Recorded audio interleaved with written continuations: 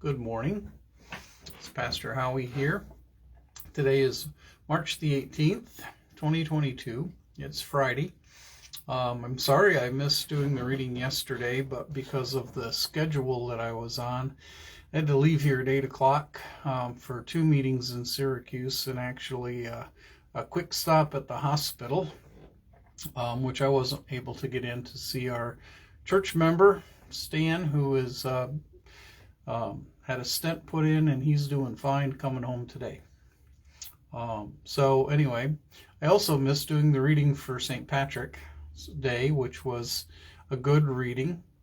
But I did make it home in time to do a blessing at Mullen's Restaurant. And as I've been doing for the past 11 years, minus a couple of times with the pandemic that we couldn't get together there at all.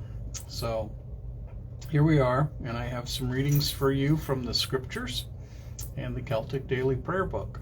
Book 1, The Journey Begins. And the scriptures, which I did remember to post, and all three of them before we started, are from Psalm 72, verses 12 through 13, Proverbs 21, verses 13 through 14, and James chapter 2, verses 17 through 18.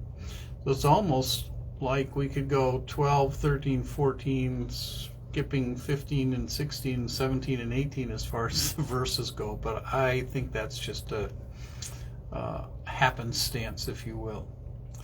Anyway, in Psalm 72, we find first of all that this is a psalm of Solomon. It is either written by him, which is likely, he wrote a lot of the Proverbs, or it's certainly about him. And it is about God. And so Solomon is writing about God. And this is what he says about God. His God, our God, the one true God. For he will deliver the needy who cry out, the afflicted who have no one to help. He will take pity on the weak and the needy and save the needy from death. And I can't help but think about the crisis going on in Ukraine, perpetrated by the devil using a puppet named Vladimir Putin, a human who needs the saving grace and mercy of God just like any other human, but apparently is not showing any signs that God's grace is at work in him. What's at work in him is greed and pride and arrogance, and the result is death and destruction and homelessness, and in some cases perhaps hopelessness, not only for the Ukrainian people, but even for some of the soldiers in the Russian army, who I heard on a video the other day, some of the captured soldiers saying they don't want to be there, they don't want to do what they're doing, but if they turn back, they were lied to for one thing, but if they turn back, they will be shot by their own officers. So, evil is prevailing against the Russian soldiers as much as it's prevailing against the Ukraine, and we must be in prayer for peace. And so God is the one, the Prince of Peace, who hears the cry of the afflicted.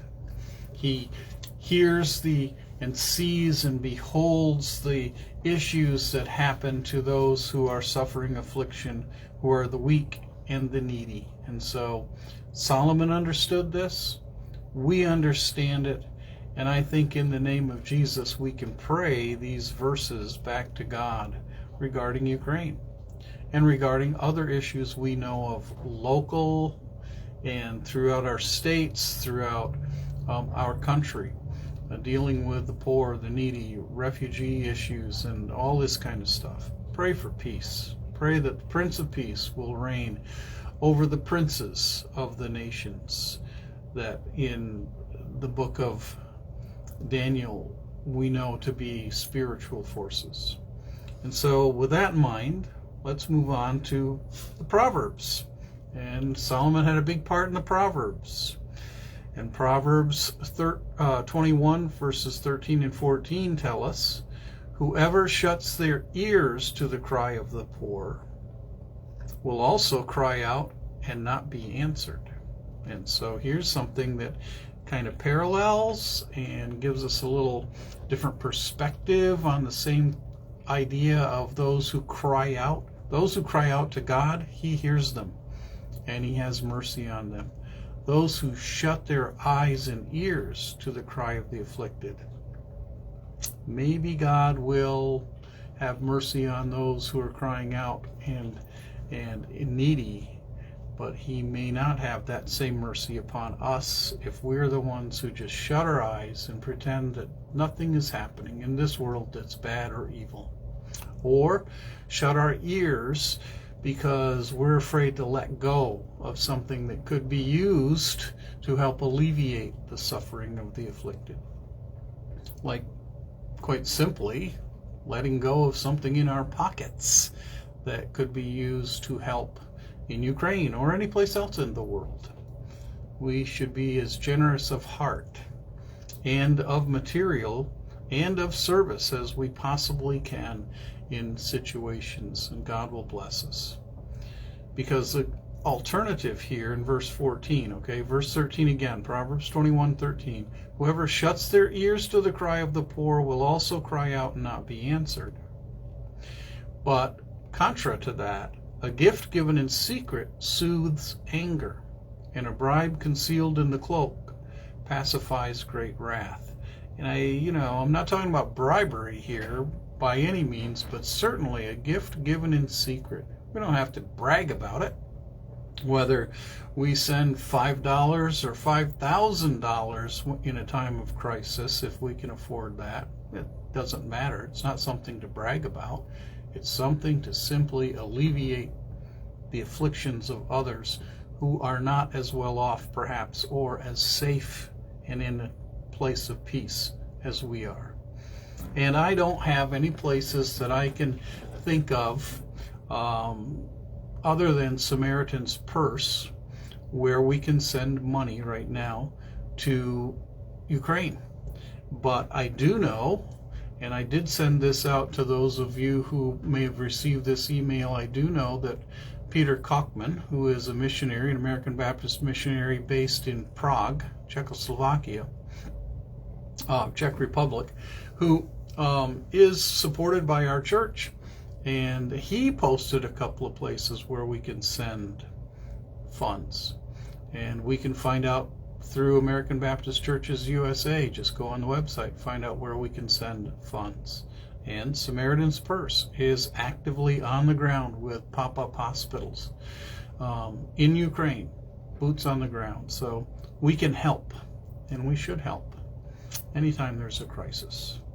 James chapter 2, verse 17 through 18. In the same way, James says, faith by itself, if it is not accompanied by action, is dead. But someone will say, you have faith, I have deeds. Show me your faith without deeds, and I will show you my faith by my deeds. And so I think it's just interesting that in this time of crisis, these words, which were written long ago in totally different circumstances, of course these are the words of God, are part of the writing for today, the day after St. Patrick's Day. And Patrick's history was he had been quite godless as a youth, though he was raised in a Christian home. His father was a priest, and he'd been captured along with a bunch of other teenagers and taken to Ireland as slaves.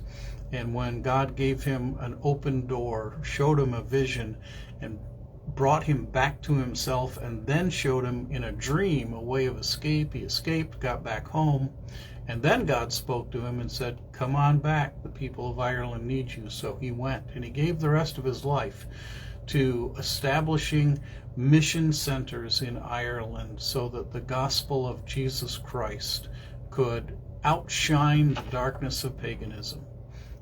And in that sense, in a very real sense, the gospel ended up coming to America. The gospel came to America, especially in the colonial times. The gospel came to America through mostly English people who had been influenced by the gospel, and many of the English had been influenced by the work of Patrick, which migrated, not in Patrick's time, but later on. The mission centers in Ireland planted mission centers in Scotland, which in turn planted mission centers in northern England, Northumbria, on the island of Lindisfarne, which continued to spread the gospel across northern Europe. And in that sense, some of the pilgrims that came across here to America, were influenced, because Christianity spread to Great Britain, and it spread to our world, and we need to be the Christians who continue to be generous of heart, generous of material goods, and spread the gospel wherever we live and wherever we can. And that's the reading from Bede for today. The Venerable Bede, the first great church historian of the English language, writing about King Oswald, who was a Christian and was accompanied by and supported by spiritually as he supported the work of Aidan in Northumbria. And so we read about Oswald and Aidan again and their generosity. Oswald at length brought under his scepter all the kingdoms and provinces of Britain, speaking the 4 languages of British, Pictish, Scottish, and English.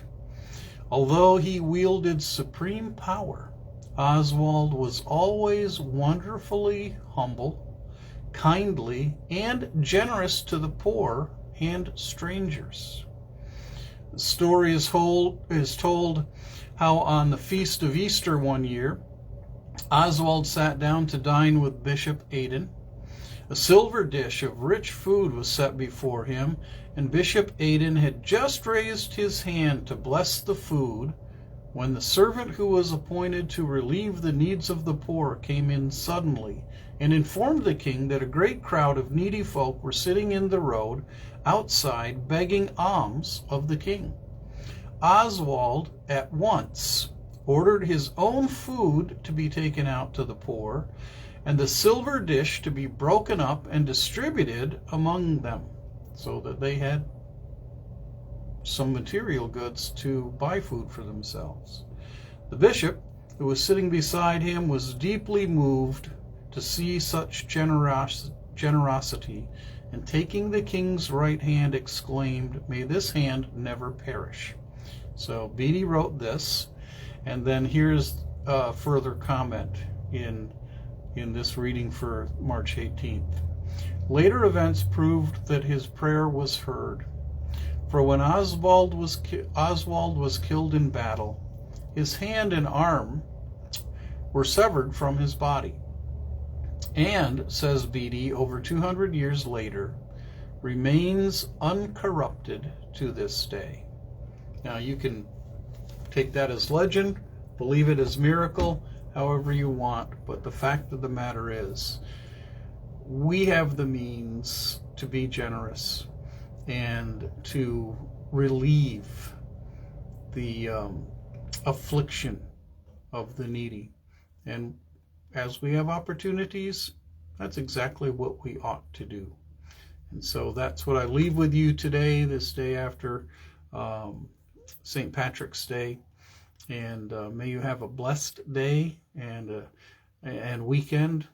And we'll see you from church on this medium, for those of you who can't attend, at 10:30 on Sunday morning.